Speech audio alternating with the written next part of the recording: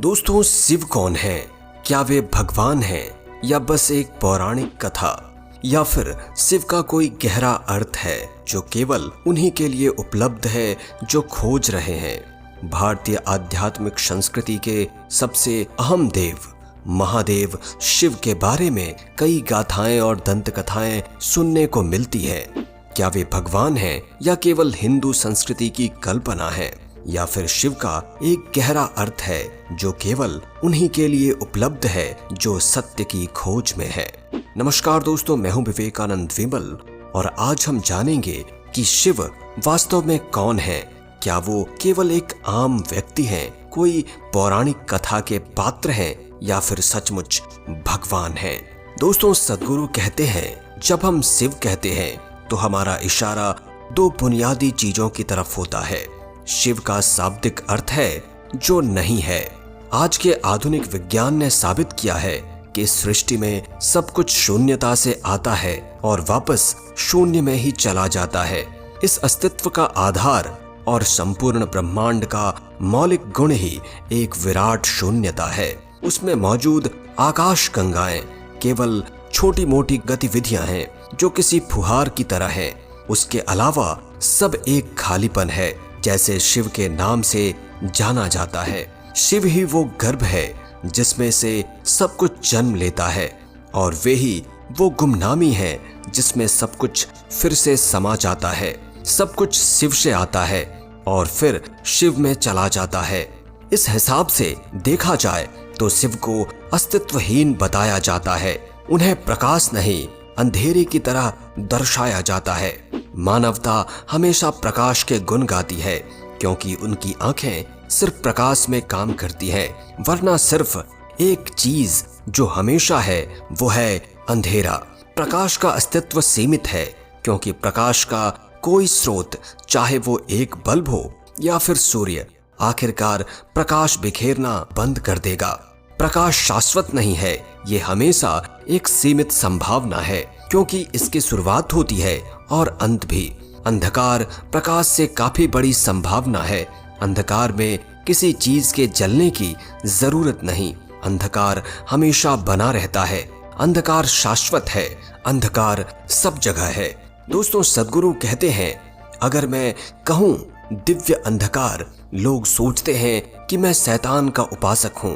सच में पश्चिम में कुछ जगहों पर यह फैलाया जा रहा है कि शिव राक्षस हैं, पर आप अगर इसे एक सिद्धांत के रूप में देखें तो आपको पूरे विश्व में सृष्टि की पूरी प्रक्रिया के बारे में इससे ज्यादा स्पष्ट सिद्धांत नहीं मिलेगा। मैं इस बारे में बिना शिव शब्द बोले दुनिया भर के वैज्ञानिकों से बातें करता रहा हूं। वे आश्चर्य से भर उठते हैं। क्या ऐसा है? ये बातें पता थीं? कब? हमें ये हजारों सालों से पता है। भारत का हर सामान्य आदमी इस बात को अचेतन तरीके से जानता है। वे इसके बारे में बातें करते हैं। दोस्तों, दूसरी तरफ जब हम शिव कहते हैं तो हम एक विशेष योगी की बात कर रहे होते हैं। वे जो आदि योगी या पहले योगी हैं, और जो आदि गुरु या पहले गुरु भी हैं। आज हम जिसे यौगिक विज्ञान के रूप में जानते हैं, उसके जनक शिव ही हैं। योग का अर्थ अपने सिर पर खड़े होना या अपनी सांस को रोकना नहीं है। योग इस जीवन की मूलभूत रचना को जानने और इसे अपनी परम संभावना तक ले जाने का विज्ञान और तकनीक है। योग विज्ञान का पहला संचार कांति सरोवर के किनारे हुआ, जो हिमालय में केदारनाथ से कुछ मील दूर स्थित एक बर्फीली झील है। यहाँ आदि योगी ने इस आंतरिक तकनीक का व्यवस्थित विवरण अपने पहले 7 शिष्यों को देना शुरू किया। ये 7 ऋषि आज सप्त ऋषि के नाम से जाने जाते हैं।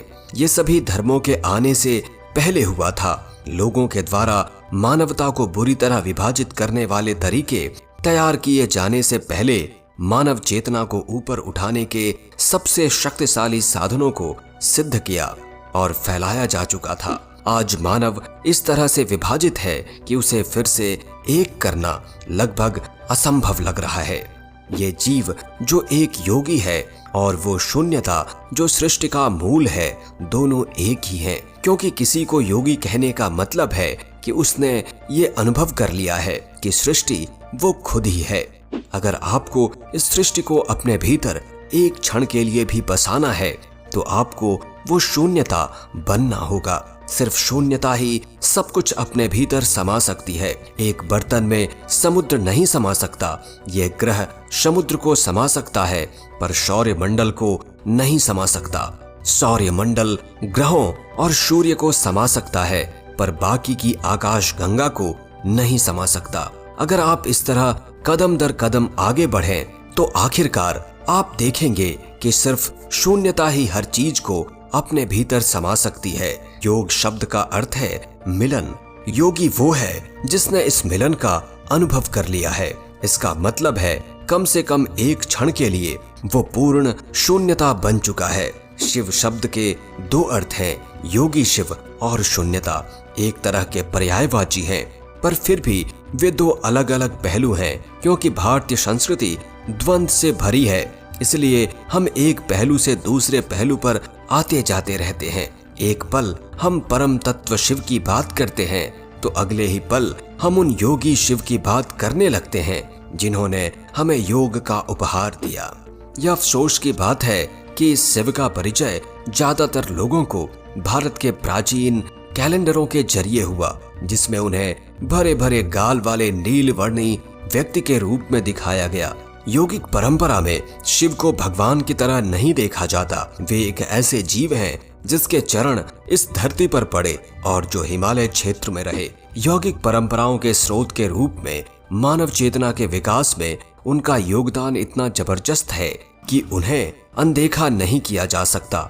हजारों साल पहले हर उस तरीके की खोज की जा चुकी थी जिससे मानव तंत्र को परम संभावना में रूपांतरित किया जा सकता है। इसकी जटिलता अविश्वसनीय है। ये प्रश्न करना कि उस समय क्या लोग इतने जटिल काम कर सकते थे कोई मायने नहीं रखता, क्योंकि योग किसी विचार, प्रक्रिया या सभ्यता की उपज नहीं है। योग भीतरी बोध से आया है।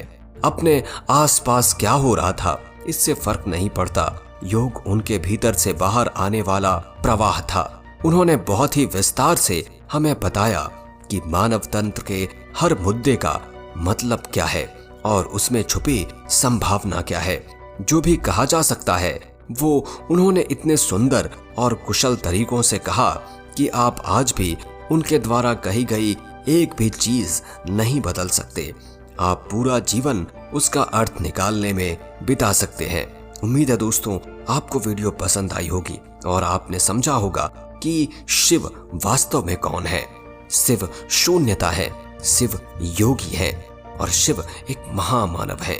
इसलिए वो देव भी हैं, महादेव भी हैं।